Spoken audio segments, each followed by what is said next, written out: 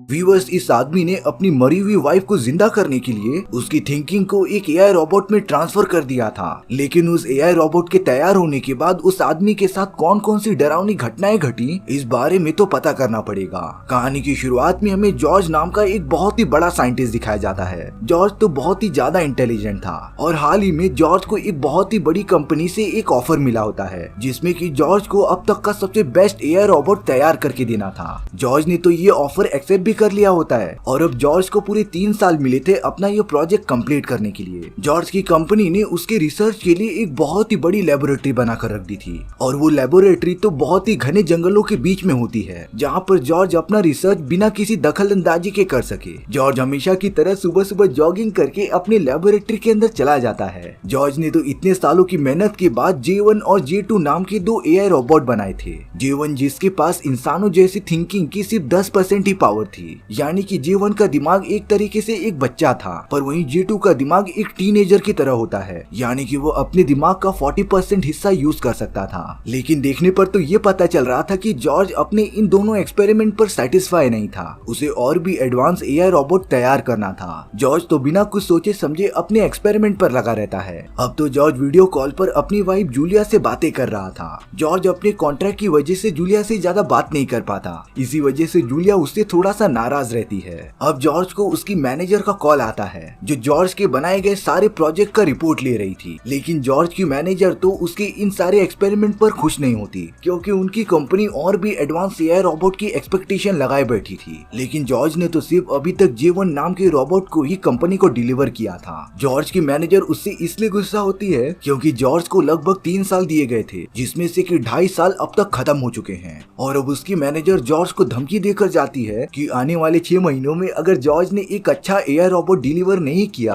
तब उसकी ये जॉब हमेशा के लिए चली जाएगी। इन सभी से हमें ये पता चलता है कि जॉर्ज ने J2 के बारे में अपनी कंपनी को बताया ही नहीं था, यानी कि जॉर्ज कंपनी के प्रोजेक्ट के साथ अपना पर्सनल प्रोजेक्ट पर भी काम कर रहा था। अब जॉर्ज एक दूसरे लेबोरेटरी में आ जाता है, जहाँ पर वो J3 नाम के एक तीसरे रोबोट पर काम कर रहा था और ये रोबोट बाकी दोनों रोबोट से बहुत ज्यादा एडवांस होता है। हालांकि जॉर्ज ने इस रोबोट के बारे में भी अपनी कंपनी को जरा सा भी नहीं बताया था। इस J3 रोबोट की थिंकिंग पावर्स एकदम इंसानों जैसी थी और तैयार होने पर ये भी इंसानों जैसा ही सोच पाएगा और इंसानों जैसा ही डिसीजन ले पाएगा। यहाँ तक कि जॉर्ज ने पूरी कोशिश की थी कि वो इस रोबोट को अपनी वाइफ जूलिया जैसे ही थोड़ी थोड़ी शक्ल दे। अब अगले दिन जॉर्ज के घर के सामने एक कार आकर रुक जाती है, जिसमें कि डॉक्टर और उसके कुछ असिस्टेंट मौजूद होते हैं और यहाँ जाकर कहानी की आधी चीजें रिवील होती हैं। दरअसल जॉर्ज की वाइफ जूलिया की कुछ सालों पहले मौत हो चुकी थी, लेकिन डॉक्टर मैरी की कंपनी ने एक ऐसी टेक्नोलॉजी डेवलप कर ली होती है जिसमें कि कोई भी मरे हुए इंसानों की कॉन्शियसनेस को स्टोर करके रख सकता है। और वो बड़ा सा ब्लैक बॉक्स जिसमें कि जॉर्ज जूलिया से बातें क्या करता था, वो सब जूलिया की कॉन्शियसनेस थी। लेकिन जॉर्ज कुछ दिनों से जूलिया से प्रॉपरली बातें कर ही नहीं पा रहा है, इसीलिए डॉक्टर मैरिक अपने असिस्टेंट्स के साथ उस ब्लैक मशीन को देखने आए थे। थोड़ी देर तक एग्जामिन करने के बाद उन्हें डिवाइस में कुछ प्रॉब्लम नहीं दिखाई देती, लेकिन उन्हें इस बात का पता चल गया था कि किसी ने जूलिया की कॉन्शियसनेस के साथ कुछ छेड़छाड़ की है। वो सब तो सीधा जॉर्ज पर ही शक करने लगे थे, क्योंकि अगर जॉर्ज ने ऐसा किया तो ये उनकी पॉलिसी के खिलाफ हो जाएगा और तो और ये पूरी तरीके से इलीगल भी हो जाएगा। इन सारी चीजों की वजह से जॉर्ज को जेल भी जाना पड़ सकता था। लेकिन डॉक्टर मैरिक जॉर्ज पर भरोसा करते हैं और उसे कुछ ना बोलते हुए वहाँ से चले जाते हैं। जॉर्ज एक टाइम के लिए सच में घबरा गया था, लेकिन अब हमें ये पता चलता है कि जॉर्ज ने ही जूलिया की कॉन्शियसनेस को उस मशीन से चुराया था। उसने तो अपनी वाइफ की कॉन्शियसनेस कॉपी करके उन तीनों एआई रोबोट में डाल दी थी, जिससे कि वो तीनों रोबोट्स इंसानों जैसा ही सोच सके। और अब जॉर्ज का प्लान था कि वो J3 में पूरा 100% अपनी वाइफ की कॉन्शियसनेस डाल दें, जिससे कि वो अपनी वाइफ जूलिया को एक एआई रोबोट में ट्रांसफर कर सकता था।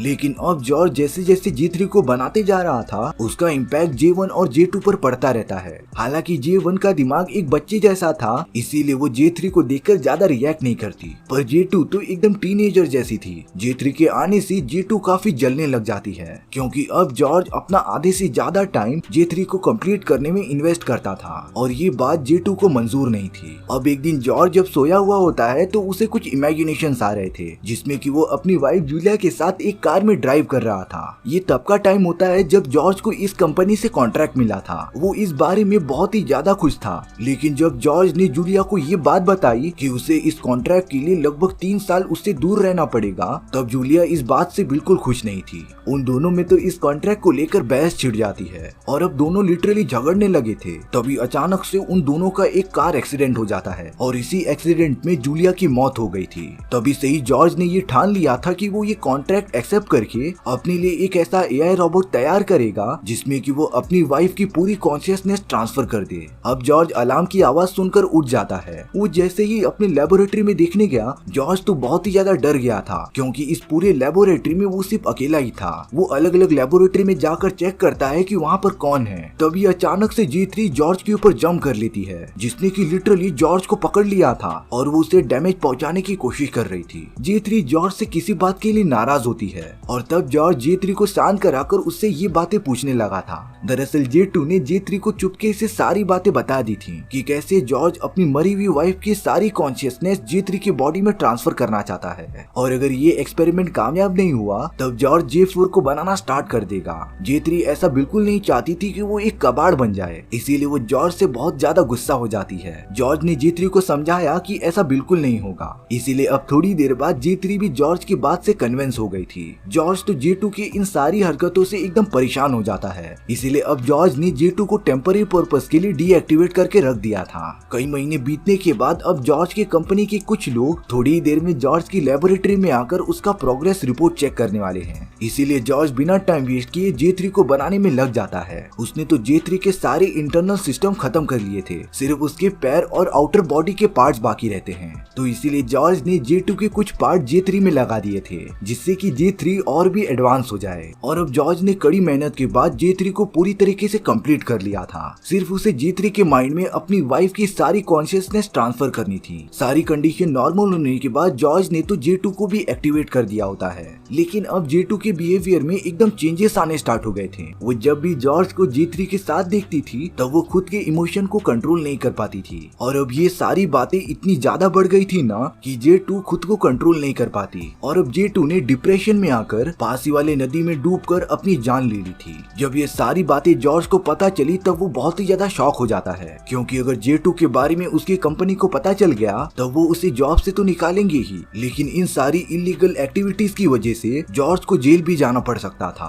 अब जॉर्ज के पास एक लास्ट होप बची थी J3, जिसके माइंड में उसे जल्द से जल्द अपनी वाइफ की सारी कॉन्शियसनेस ट्रांसफर करनी थी। जॉर्ज धीरे धीरे ये सारी काम करता रहता है, लेकिन अब J3 को कहीं न कहीं इस बात का थोड़ा तो अंदाजा हो गया था कि ये सारी चीजें एकदम गलत हैं, क्योंकि उसकी भी एक लाइफ है और जब जॉर्ज की वाइफ की सारी कॉन्शियसनेस उसके माइंड में चली जाएगी तब उसकी फीलिंग्स पूरी तरीके से खत्म होकर जॉर्ज की वाइफ की फीलिंग्स उसकी बॉडी के अंदर रिस्टोर हो जाएंगी। जॉर्ज जब ये सारी चीजें करता रहता है तभी अचानक से उसकी मैनेजर का कॉल आता है और अब जॉर्ज के मैनेजर ने J3 को देख लिया था, जिसके बारे में जॉर्ज ने अपनी कंपनी को बताया ही नहीं होता और अब जॉर्ज की ये सारी बातें बहुत बड़ी बड़ी कंपनीज में लीक हो गई थी। यहाँ तक कि डॉक्टर मैरिक ने भी जॉर्ज के खिलाफ एक पिटीशन फाइल कर दिया था जिसमें कि जॉर्ज को एक अपराधी घोषित कर दिया जाता है और अब जॉर्ज की मैनेजर जल्द से जल्द इस पूरे प्रोजेक्ट को बंद करने के लिए कहती है, क्योंकि इन सभी चीजों से उनकी कंपनी भी प्रॉब्लम में पड़ सकती थी। यानी कि जॉर्ज अब कहीं भी बचकर जा नहीं सकता था और अब तो जॉर्ज की लेबोरेटरी के बाहर बहुत ही बड़े बड़े हेलीकॉप्टर्स आ जाते हैं जो कि नेशनल सिक्योरिटीज के लिए काम किया करते थे। जॉर्ज बहुत ही ज्यादा डर जाता है, इसीलिए उसने पास ही पड़ी हुई ब्रीफकेस को खोल दिया था जिसके अंदर लिटरली गन होती है। लेकिन जॉर्ज जैसे ही उस गन को हासिल करता,